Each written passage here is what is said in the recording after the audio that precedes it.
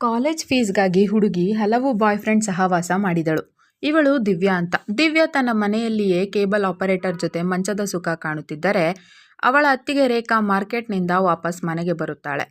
ಆವಾಗ ಆ cable operator ಮನೆಯಿಂದ ಆಚೆ ಹೋದರೆ ಅವನನ್ನು ನೋಡಿ ಶಾಕ್ ಆದಂತಹ ರೇಖಾ ಇವನು ಇಲ್ಲೇನು ಮಾಡುತ್ತಿದ್ದ ಅಂತ ದಿವ್ಯಾಳನ್ನು ಕೇಳುತ್ತಾಳೆ. ಆವಾಗ ದಿವ್ಯಾ, ನನ್ನ ರೂಮಿನ ಕೇಬಲ್ ಕೆಟ್ಟು ಹೋಗಿತ್ತು, ರಿಪೇರಿ ಮಾಡಲು ಬಂದಿದ್ದ ಅಂತ ಹೇಳುತ್ತಾಳೆ. ನಂತರ ದಿವ್ಯಾಗೆ ಅವಳ ಎರಡನೇ ಬಾಯ್ ಫ್ರೆಂಡ್ ಅಜಯ್ ಕಾಲ್ ಮಾಡುತ್ತಾನೆ. ಆವಾಗ ದಿವ್ಯಾ ಹೊರಗಡೆ ಬಂದರೆ ಅಜಯ್ ಅವಳಿಗೆ 2 ಬಾಟಲ್ ವೈನ್ ಕೊಡುತ್ತಾನೆ. ಆವಾಗ ಖುಷಿಯಾದ ದಿವ್ಯಾ ಅವನಿಗೆ ಕಿಸ್ ಕೊಡುತ್ತಾಳೆ. ಆವಾಗ ಅಜಯ್, ನಾನಿವತ್ತು ನೈಟ್ ನಿನ್ನ ರೂಮ್ಗೆ ಬರಲೆ ಅಂತ ಕೇಳುತ್ತಾನೆ. ಆವಾಗ ದಿವ್ಯಾ, ಇವತ್ತು ಬೇಡ, ಅಣ್ಣ ವಿಕಾಸ್ ಮನೆಯಲ್ಲಿ ಇದ್ದಾರೆ ಅಂತ ಅಜಯ್ಗೆ ಹೇಳಿದರೆ, ಆವಾಗ ದಿವ್ಯಾಳ ಅಪಾರ್ಟ್ಮೆಂಟ್ನಲ್ಲಿ ಬಾಡಿಗೆ ಇದ್ದಂತಹ ತರುಣ್ ಅದನ್ನೆಲ್ಲ ನೋಡುತ್ತಿರುತ್ತಾನೆ. ನಂತರ ನೈಟ್ ದಿವ್ಯಾಳ 3ನೇ ಬಾಯ್ ಫ್ರೆಂಡ್ ಜೈ ದಿವ್ಯಾಗೊಂದು ಐಫೋನ್ ಗಿಫ್ಟ್ ಮಾಡುತ್ತಾನೆ. ಆವಾಗ ದಿವ್ಯಾ ಐ ಲವ್ ಯು ಅಂತ ಹೇಳಿದರೆ ಜೈ, ನನಗೆ ಐ ಲವ್ ಯು ಅಷ್ಟೇ ಸಾಕಾಗಲ್ಲ ಅಂತ ಹೇಳುತ್ತಾನೆ. ಆವಾಗ ದಿವ್ಯಾ ಜೈನನ್ನು ತನ್ನ ರೂಮ್ಗೆ ಕರೆದುಕೊಂಡು ಹೋಗಿ ಸ್ವರ್ಗ ಸುಖ ತೋರಿಸಲು ಶುರು ಮಾಡುತ್ತಾಳೆ. ಆವಾಗ ರೇಖಾಗೆ ದಿವ್ಯಾ ಮೇಲೆ ಡೌಟ್ ಬಂದು ಹೋಗಿ ದಿವ್ಯಾಳ ರೂಮ್ನ ಡೋರ್ ಬಾರಿಸುತ್ತಾಳೆ. ಆವಾಗ ಹೆದರಿದ ದಿವ್ಯಾ ಜೈಗೆ ಅಡಗಿಕೊಳ್ಳಲು ಹೇಳಿ ಡೋರ್ ತೆಗೆಯುತ್ತಾಳೆ. ಆವಾಗ ರೇಖಾ, ನೀನಿಲ್ಲಿ ಯಾರ ಜೊತೆ ಮಾತನಾಡುತ್ತಿದ್ದೆ ಅಂತ ಕೇಳುತ್ತಾಳೆ. ಆವಾಗ ದಿವ್ಯಾ, ನನ್ನ ಗೆಳತಿ ಅಂಜಲಿಯೊಡನೆ ಫೋನಿನಲ್ಲಿ ಮಾತನಾಡುತ್ತಿದ್ದೆ ಅಂತ ಹೇಳುತ್ತಾಳೆ. ಆವಾಗ ರೇಖಾ ಡೌಟ್ನಿಂದಲೇ ಅಲ್ಲಿಂದ ಹೋದರೆ ದಿವ್ಯಾ ಜೈನನ್ನು ಅಲ್ಲಿಂದ ಹೊರಗಡೆ ಕಳಿಸುತ್ತಾಳೆ. ಆವಾಗ ತರುಣ್ ಅದೆಲ್ಲವನ್ನು ಮತ್ತೆ ನೋಡುತ್ತಾನೆ. ಮರುದಿನ ವಿಕಾಸ್ ದಿವ್ಯಾಳ ಹತ್ತಿರ ಹೊಸ ಮೊಬೈಲ್ ಇರುವುದನ್ನು ನೋಡಿ ಇದೆಲ್ಲಿಂದ ಬಂತು ಅಂತ ಕೇಳುತ್ತಾನೆ. ಆವಾಗ ದಿವ್ಯಾ, ನಾನು ಇದನ್ನು ನೀನು ಕೊಟ್ಟಂತಹ ಹಣ ಸೇವ್ ಮಾಡಿ ತೆಗೆದುಕೊಂಡಿದ್ದೇನೆ ಅಂತ ಹೇಳುತ್ತಾಳೆ. ಆವಾಗ ರೇಖಾ, ನಿನಗೀಗ ಮದುವೆಯ ವಯಸ್ಸಾಗಿದೆ, ಸ್ವಲ್ಪ ಅಡುಗೆ ಮಾಡಲು ಕಲಿತುಕೋ ಅಂತ ದಿವ್ಯಾಗೆ ಹೇಳುತ್ತಾಳೆ. ಆವಾಗ ದಿವ್ಯಾ, ನನಗೆ ಅದೇನೂ ಬೇಕಾಗಿಲ್ಲ, ನಾನು ನನ್ನ MBA ಕಂಪ್ಲೀಟ್ ಮಾಡಿ ಜಾಬ್ ಮಾಡುತ್ತಾ ಮೇಡ್ಗಳನ್ನು ಕೆಲಸಕ್ಕೆ ಇಟ್ಟುಕೊಳ್ಳುತ್ತೇನೆ ಅಂತ ರೇಖಾಗೆ ಹೇಳುತ್ತಾ, MBA ಅಡ್ಮಿಷನ್ ಡೇಟ್ ಮುಗಿತಾ ಬಂದಿದೆ, ನೀವು ಲೋನ್ಗೆ ಅಪ್ಲೈ ಮಾಡಿದ್ರಿ, ಏನಾಯಿತು ಅಂತ ವಿಕಾಸ್ನನ್ನು ಕೇಳುತ್ತಾಳೆ. ಆವಾಗ ವಿಕಾಸ್, ನನ್ನದು ಮೊದಲೇ 5 ಲಕ್ಷ ಲೋನ್ ಬಾಕಿ ಇದೆ, ಹಾಗಾಗಿ ಬ್ಯಾಂಕಿನವರು ರಿಜೆಕ್ಟ್ ಮಾಡಿದರು, ನೀನು ಈ ಓದೆಲ್ಲ ಬಿಟ್ಟು ಸುಮ್ಮನೆ ಮದುವೆಯಾಗು ಅಂತ ದಿವ್ಯಾಗೆ ಹೇಳುತ್ತಾನೆ. ಆವಾಗ ದಿವ್ಯಾ, MBA ಮಾಡುವುದು ನನ್ನ ಕನಸು, ಎಲ್ಲಿಯವರೆಗೆ ನಾನು MBA ಕಂಪ್ಲೀಟ್ ಮಾಡುವುದಿಲ್ಲವೋ ಅಲ್ಲಿಯವರೆಗೆ ಮದುವೆಯಾಗುವುದಿಲ್ಲ ಅಂತ ಹೇಳುತ್ತಾಳೆ. ಆವಾಗ ವಿಕಾಸ್, 1 ವರ್ಷ ವೇಟ್ ಮಾಡು, ನಾನು ಏನಾದರೂ ಮಾಡುತ್ತೇನೆ ಅಂತ ಹೇಳಿದರೆ ಅಪ್ಸೆಟ್ ಆದ ದಿವ್ಯಾ, ಅಣ್ಣನಿಂದಂತೂ ನನ್ನ MBA ಕನಸು ನನಸಾಗುವುದಿಲ್ಲ, ಅದಕ್ಕಾಗಿ ನಾನೇ ಏನಾದರೂ ಮಾಡಬೇಕು ಅಂತ ನಿರ್ಧಾರ ಮಾಡಿ ಜೈಗೆ ಕಾಲ್ ಮಾಡಿ, MBA ಮಾಡುವುದು ನನ್ನ ಕನಸು, ಅದಕ್ಕಾಗಿ ನೀನು ನನಗೆ ಹಣದ ಹೆಲ್ಪ್ ಮಾಡುತ್ತೀಯಾ ಅಂತ ಕೇಳುತ್ತಾಳೆ. ಆವಾಗ ಜೈ, ಏಕೆ, ನಿನ್ನ ಅಣ್ಣ ಹಣ ಕೊಡುತ್ತಿಲ್ಲವೇ ಅಂತ ಕೇಳುತ್ತಾನೆ. ಆವಾಗ ದಿವ್ಯಾ, ಹಾಗೇನಿಲ್ಲ, ಮುಂದಿನ ವರ್ಷ ಕೊಡುತ್ತಾರಂತೆ, ಆದರೆ ನಾನು ಇದೇ ವರ್ಷ ಮಾಡಬೇಕು ಅಂತ ಹೇಳುತ್ತಾಳೆ. ಆವಾಗ ಜೈ, ಅದಕ್ಕಾಗಿ 4 ಲಕ್ಷವಾದರೂ ಬೇಕು, ನನ್ನ ಹತ್ತಿರ ಅಷ್ಟೊಂದು ಹಣವಿಲ್ಲ, ಸ್ವಲ್ಪ ಹಣ ಬೇಕಾದರೆ ಕೊಡುತ್ತೇನೆ ಅಂತ ಹೇಳುತ್ತಾನೆ. ಆವಾಗ ದಿವ್ಯಾ, ನಿನಗೆ ಎಷ್ಟು ಆಗುತ್ತದೆಯೋ ಅಷ್ಟು ಹಣ ಕೊಡು, ಉಳಿದ ಹಣ ನಾನು ಬೇರೆ ಕಡೆ ಅರೇಂಜ್ ಮಾಡಿಕೊಳ್ಳುತ್ತೇನೆ ಅಂತ ಹೇಳುತ್ತಾ ಮತ್ತೆ ಉಳಿದ ಹಣಕ್ಕಾಗಿ ತನ್ನ 4ನೇ ಬಾಯ್ ಫ್ರೆಂಡ್ ಆಕಾಶ್ಗೆ ಕಾಲ್ ಮಾಡುತ್ತಾಳೆ. ಆವಾಗ ಆಕಾಶ್, ಏನಿವತ್ತು ತುಂಬ ದಿನಗಳ ನಂತರ ನೀನಾಗೆ ನನಗೆ ಕಾಲ್ ಮಾಡಿದ್ದೀಯಲ್ಲ ಅಂತ ಕೇಳುತ್ತಾನೆ. ಆವಾಗ ದಿವ್ಯಾ, ಸ್ವಲ್ಪ ಅರ್ಜೆಂಟ್ ಕೆಲಸ ಇತ್ತು, ಈವ್ನಿಂಗ್ ನಾನೇ ನಿನ್ನ ರೂಮ್ಗೆ ಬರುತ್ತೇನೆ ಅಂತ ಹೇಳುತ್ತಾಳೆ. ನಂತರ ರೇಖಾ, ಆದಷ್ಟು ಬೇಗ ದಿವ್ಯಾಗೆ ಮದುವೆ ಮಾಡೋಣ ಅಂತ ವಿಕಾಸ್ಗೆ ಹೇಳುತ್ತಾಳೆ.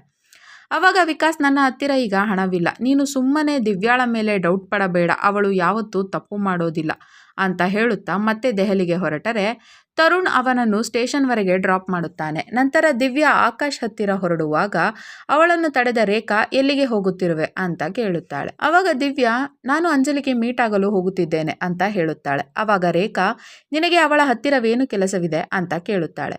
ಆವಾಗ ಕೋಪಗೊಂಡ ದಿವ್ಯಾ, ನನ್ನನ್ನು ಹೀಗೆ ಪ್ರಶ್ನೆ ಮಾಡಲು ನಾನು ಚಿಕ್ಕ ಮಗು ಅಲ್ಲ, ನಿನ್ನ ಕೆಲಸ ಎಷ್ಟಿದೆಯೋ ನೀನು ಅಷ್ಟೇ ನೋಡಿಕೊ ಅಂತ ಬೈದು ಆಕಾಶ್ ಹತ್ತಿರ ಹೋಗುತ್ತಾಳೆ. ಆವಾಗ ಆಕಾಶ್, ಏಕೆ, ಇವತ್ತು ನನ್ನಲ್ಲಿಗೆ ಬಂದಿದ್ದೀಯಲ್ಲ, ನಿನ್ನ ಎಲ್ಲ ಬಾಯ್ ಫ್ರೆಂಡ್ಸ್ ನಿನಗೆ ಕೈ ಕೊಟ್ಟರೆ ಅಂತ ಕೇಳುತ್ತಾನೆ. ಆವಾಗ ದಿವ್ಯಾ, ಅದೆಲ್ಲ ಕಾಲೇಜಿನಲ್ಲಿರುವಾಗ ಅಷ್ಟೇ ಇತ್ತು, ನಾನೀಗ ಮೊದಲಿನ ಥರ ಅಲ್ಲ ಅಂತ ಹೇಳುತ್ತಾ ಆಕಾಶ್ಗೆ ಸ್ವರ್ಗ ಸುಖ ತೋರಿಸುತ್ತಾಳೆ. ಆವಾಗ ಆಕಾಶ್ಗೆ ಖುಷಿಯಾದರೆ, ದಿವ್ಯಾ, ನನಗೆ MBA ಮಾಡಲು 2 ಲಕ್ಷ ಹಣ ಬೇಕಿತ್ತು, ನಾನು ಜಾಬ್ ಸೇರಿದ ನಂತರ ನಿನಗೆ ವಾಪಸ್ ಕೊಡುತ್ತೇನೆ ಅಂತ ಹೇಳುತ್ತಾಳೆ. ಆವಾಗ ಆಕಾಶ್, ನಿನಗೆ ಹಣ ಬೇಕಿದ್ದಕ್ಕಾಗಿ ನೀನು ಇಲ್ಲಿಗೆ ಬಂದಿದ್ದೀಯಾ ಅಲ್ಲವೇ ಅಂತ ಕೇಳುತ್ತಾನೆ. ಆವಾಗ ದಿವ್ಯಾ, ಹಾಗೇನಿಲ್ಲ, ಈಗ ನೀನು ನನಗೆ ಹೆಲ್ಪ್ ಮಾಡಿದರೆ ನಾನು ನಿನಗೆ ಬೇಗನೆ ವಾಪಸ್ ಕೊಡುತ್ತೇನೆ ಅಂತ ಹೇಳುತ್ತಾಳೆ. ಆವಾಗ ಆಕಾಶ್, ನಾನು ನಿನ್ನನ್ನು ಈಗಲೂ ಲವ್ ಮಾಡುತ್ತಿದ್ದೇನೆ, ನನಗೆ ಸ್ವಲ್ಪ ಟೈಮ್ ಕೊಡು ಅಂತ ಹೇಳುತ್ತಾನೆ. ನಂತರ ನೈಟ್ ಜೈ 10,000 ಹಣ ದಿವ್ಯಾಗೆ ಕೊಟ್ಟು ನನಗೆ ರಿಟರ್ನ್ ಗಿಫ್ಟ್ ಇಲ್ಲವೇ ಅಂತ ಕೇಳುತ್ತಾನೆ. ಆವಾಗ ದಿವ್ಯಾ ಆತನಿಗೆ ಮಂಚದ ಸುಖ ತೋರಿಸಿದರೆ ಜೈ ವಾಪಸ್ ಹೋಗುವಾಗ ರೇಖಾ ಜೈನನ್ನು ನೋಡಿ, ನೀನು ಯಾರು, ಇಲ್ಲೇಕೆ ಬಂದಿದ್ದೀಯಾ ಅಂತ ಜೈನನ್ನು ಕೇಳುತ್ತಾಳೆ. ಆವಾಗ ಜೈ ಓಡಿ ಹೋದರೆ ರೇಖಾ, ಈ ಹುಡುಗ ಯಾರು, ಇವನು ನಿನ್ನೆಯೂ ಕೂಡ ನಿನ್ನ ರೂಮಿಗೆ ಬಂದಿದ್ದನಲ್ಲವೇ ಅಂತ ದಿವ್ಯಾಳನ್ನು ಕೇಳುತ್ತಾಳೆ. ಆವಾಗ ದಿವ್ಯಾ, ಅವನಾರು ನನಗೇನು ಗೊತ್ತು, ನೀನೇ ಅವನನ್ನು ಕರೆಸಿರಬೇಕು. ಇನ್ನೊಮ್ಮೆ ಈ ಹುಡುಗ ಇಲ್ಲಿ ಕಾಣಿಸಿಕೊಂಡರೆ ನಾನು ನಿಮ್ಮ ವಿಷಯ ಅಣ್ಣನಿಗೆ ಹೇಳುತ್ತೇನೆ ಅಂತ ಉಲ್ಟಾ ರೇಖಾಳನ್ನೇ ಬೈಯುತ್ತಾಳೆ. ಆವಾಗ ರೇಖಾ ಆ ವಿಷಯ ತಿಳಿಸಲು ವಿಕಾಸ್ಗೆ ಕಾಲ್ ಮಾಡುತ್ತಾಳೆ. ಆವಾಗ ವಿಕಾಸ್, ಈ ಟೈಮ್ನಲ್ಲಿ ಏಕೆ ಫೋನ್ ಮಾಡಿದ್ದೀಯಾ ಅಂತ ಬೈದು ಕಾಲ್ ಕಟ್ ಮಾಡುತ್ತಾನೆ. ಆವಾಗ ದಿವ್ಯಾ ಅದೆಲ್ಲವನ್ನು ನೋಡಿದರೆ ಮರುದಿನ ರೇಖಾ ತರುಣ್ಗೆ ಕಾಲ್ ಮಾಡಿ, ಸ್ವಲ್ಪ ಅರ್ಜೆಂಟ್ ಕೆಲಸವಿದೆ, ಆಮೇಲೆ ಮನೆಗೆ ಬಾ ಅಂತ ಹೇಳುತ್ತಾಳೆ. ಆವಾಗ ಆಕಾಶ್, ಸ್ವಲ್ಪ ಹಣದ ವ್ಯವಸ್ಥೆ ಆಗಿದೆ, ಬಂದು ತೆಗೆದುಕೊಂಡು ಹೋಗು ಅಂತ ದಿವ್ಯಾಗೆ ಕಾಲ್ ಮಾಡುತ್ತಾನೆ. ಆವಾಗ ದಿವ್ಯಾ ಅಲ್ಲಿಂದ ಹೊರಟರೆ ತರುಣ್ ಮನೆಗೆ ಬಂದು ಏನು ಕೆಲಸವಿತ್ತು ಅಂತ ರೇಖಾಳನ್ನು ಕೇಳುತ್ತಾನೆ. ಆವಾಗ ರೇಖಾ, ದಿವ್ಯಾಳದ್ದು ಬೇರೆ ಕಡೆ ಅಫೇರ್ ಇರಬೇಕು, ನೀನು ಅವಳನ್ನು ಫಾಲೋ ಮಾಡಿ ಸಾಕ್ಷಿ ಸಮೇತ ನನಗೆ ತಂದು ತೋರಿಸು ಅಂತ ಹೇಳಿ ಕಳಿಸುತ್ತಾಳೆ. ನಂತರ ದಿವ್ಯಾ ಆಕಾಶ್ ಹತ್ತಿರ ಹೋದರೆ ಆಕಾಶ್ ಅವಳಿಗೆ 50,000 ಹಣ ನೀಡಿ ಅವಳೊಂದಿಗೆ ಸ್ವರ್ಗ ಸುಖ ಕಾಣುತ್ತಾನೆ. ಆವಾಗ ತರುಣ್ ಅದೆಲ್ಲವನ್ನು ತನ್ನ ಫೋನಿನಲ್ಲಿ ರೆಕಾರ್ಡ್ ಮಾಡಿಕೊಂಡು ರೇಖಾಗೆ ಹೋಗಿ ತೋರಿಸಿ, ದಿವ್ಯಾಗೆ ಇವನೊಬ್ಬನೇ ಅಲ್ಲ, ಇನ್ನೂ 10 ಜನ ಹುಡುಗರೊಂದಿಗೆ ಅಫೇರ್ ಇದೆ ಅಂತ ಹೇಳುತ್ತಾನೆ. ಆವಾಗ ರೇಖಾ, ಈ ವಿಡಿಯೋ ನಿನ್ನ ಹತ್ತಿರವೇ ಇರಲಿ, ನಾಳೆ ವಿಕಾಸ್ ಅವರು ಬಂದಾಗ ನೀನು ಇದನ್ನು ಅವರಿಗೆ ತೋರಿಸಬೇಕು ಅಂತ ಹೇಳುತ್ತಾಳೆ. ಆವಾಗ ತರುಣ್ ಅವಳ ಮಾತಿಗೆ ಒಪ್ಪಿಕೊಂಡು ಅಲ್ಲಿಂದ ಹೋದರೆ ದಿವ್ಯಾ ಅದೆಲ್ಲವನ್ನು ಕದ್ದು ನೋಡುತ್ತಾಳೆ. ನಂತರ ಮರುದಿನ ವಿಕಾಸ್ ಮನೆಗೆ ಬಂದರೆ ರೇಖಾ ದಿವ್ಯಾಳ ಅಫೇರ್ ಬಗ್ಗೆ ವಿಕಾಸ್ ಹೇಳುತ್ತಾಳೆ. ಆವಾಗ ವಿಕಾಸ್ ರೇಖಾಳನ್ನೇ ಹೊಡೆದು, ನಿನಗೇನೆ ಬೇರೆಯವರ ಜೊತೆ ಅಫೇರ್ ಇದ್ದು ಸುಮ್ಮನೆ ದಿವ್ಯಾಳ ಮೇಲೆ ತಪ್ಪು ಹೊರಿಸುತ್ತಿದ್ದೀಯಾ, ನಿನ್ನೆ ದಿವ್ಯಾ ನನಗೆ ಕಾಲ್ ಮಾಡಿ ನಿನ್ನ ಅಫೇರ್ ಬಗ್ಗೆ ನನಗೆ ಮೊದಲೇ ಎಲ್ಲ ವಿಷಯ ಹೇಳಿದ್ದಾಳೆ ಅಂತ ರೇಖಾಗೆ ಹೇಳುತ್ತಾನೆ. ಆವಾಗ ರೇಖಾ, ನಾನು ಸುಳ್ಳು ಹೇಳುತ್ತಿಲ್ಲ, ಬೇಕಾದರೆ ತರುಣ್ಣನ್ನು ಕೇಳಿ ಅಂತ ಹೇಳುತ್ತಾಳೆ. ನಂತರ ತರುಣ್ಣನ್ನು ಅಲ್ಲಿಗೆ ಕರೆಯಿಸಿ ಆ ವಿಷಯ ಕೇಳಿದರೆ ರೇಖಾ ಅವರು ದಿವ್ಯಾಳ ಮೇಲೆ ಸುಳ್ಳು ಅಪವಾದ ಹೊರಿಸುತ್ತಿದ್ದಾರೆ, ನಾನು ಬೇರೆ ಹುಡುಗರನ್ನು ನೋಡಿದ್ದು ರೇಖಾ ಅವರ ಜೊತೆ, ದಿವ್ಯಾಳ ಜೊತೆ ಅಲ್ಲ ಅಂತ ವಿಕಾಸ್ಗೆ ಹೇಳುತ್ತಾನೆ. ಆವಾಗ ವಿಕಾಸ್, ನಿನಗೆ ಇನ್ನೂ ಎಷ್ಟು ಸಾಕ್ಷಿ ಬೇಕು, ಇಂತಹ ಕೆಲಸ ಮಾಡಲು ನಿನಗೆ ನಾಚಿಕೆಯಾಗುವುದಿಲ್ಲವೇ ಅಂತ ರೇಖಾಳನ್ನೇ ಬೈಯುತ್ತಾನೆ. ಕತೆ ಈಗ ಫ್ಲ್ಯಾಶ್ ಬ್ಯಾಕ್ಗೆ ಹೋಗುತ್ತದೆ. ನಿನ್ನೆಯ ರಾತ್ರಿ ದಿವ್ಯಾ ತರುಣ್ಗೆ ಮೀಟಾಗಿ ನನ್ನ ಸತ್ಯ ಅಣ್ಣನಿಗೆ ಹೇಳಬೇಡ ಅಂತ ಕೇಳಿರುತ್ತಾಳೆ. ಆವಾಗ ತರುಣ್ ಅದರ ಬದಲಾಗಿ ಅವಳೊಂದಿಗೆ ಸ್ವರ್ಗ ಸುಖ ಕಂಡಿರುತ್ತಾನೆ.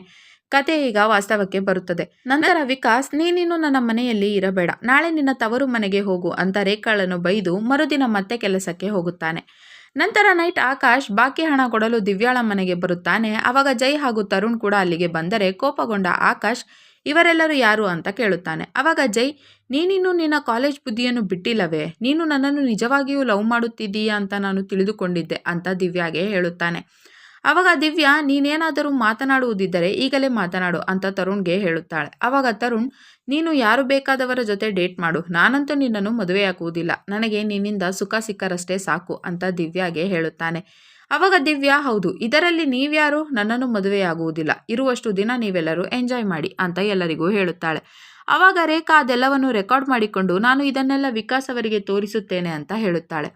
ಆವಾಗ ದಿವ್ಯಾ ರೇಖಾಳನ್ನು ಕೊಲೆ ಮಾಡಿ ಶವವನ್ನು ಸಾಗಿಸಲು ಹೆಲ್ಪ್ ಮಾಡಿ ಅಂತ ಎಲ್ಲರಿಗೂ ಹೇಳುತ್ತಾಳೆ. ಆವಾಗ ವಿಕಾಸ್ ಅಲ್ಲಿಗೆ ಬಂದರೆ ಆಕಾಶ್ ಹಾಗೂ ಜೈ ಹೆದರಿ ಓಡಿ ಹೋಗುತ್ತಾರೆ. ಆವಾಗ ವಿಕಾಸ್, ನಿಜ ಏನು ಅಂತ ಹೇಳುತ್ತೀಯೋ ಇಲ್ವೋ ಅಂತ ತರುಣ್ಣನ್ನು ಕೊಲ್ಲಲು ಹೋಗುತ್ತಾನೆ. ಆವಾಗ ತರುಣ್, ರೇಖಾ ಅವರು ಹೇಳಿದ್ದು ನಿಜ, ಎಲ್ಲ ತಪ್ಪು ದಿವ್ಯಾಳದ್ದೇ, ನಾನು ಅವಳ ಮೇಲಿನ ಆಸೆಗಾಗಿ ಅವಳಿಗೇನೆ ಸಾಥ್ ಕೊಟ್ಟು ಬಿಟ್ಟೆ ಅಂತ ಹೇಳುತ್ತಾನೆ. ನಂತರ ವಿಕಾಸ್, ನೀನು ಈ ರೀತಿ ಹಾಳಾಗುತ್ತೀಯಾ ಅಂತ ನನಗೆ ಗೊತ್ತಿರಲಿಲ್ಲ ಅಂತ ದಿವ್ಯಾಳನ್ನು ಬೈದು ಪೊಲೀಸರಿಗೆ ಒಪ್ಪಿಸುತ್ತಾನೆ. ಕತೆ ಇಲ್ಲಿಗೆ ಮುಗಿಯುತ್ತದೆ. ಈ ವಿಡಿಯೋವನ್ನು ಪೂರ್ತಿ ನೋಡಲು ಶಿಮಾರು ಟಿವಿ ಎಂಬ ಯೂಟ್ಯೂಬ್ ಚಾನಲ್ನಲ್ಲಿ ರಂಗೀಲಿ ನನದ್ ಎಂದು ಹುಡುಕಿ ನೋಡಬಹುದು.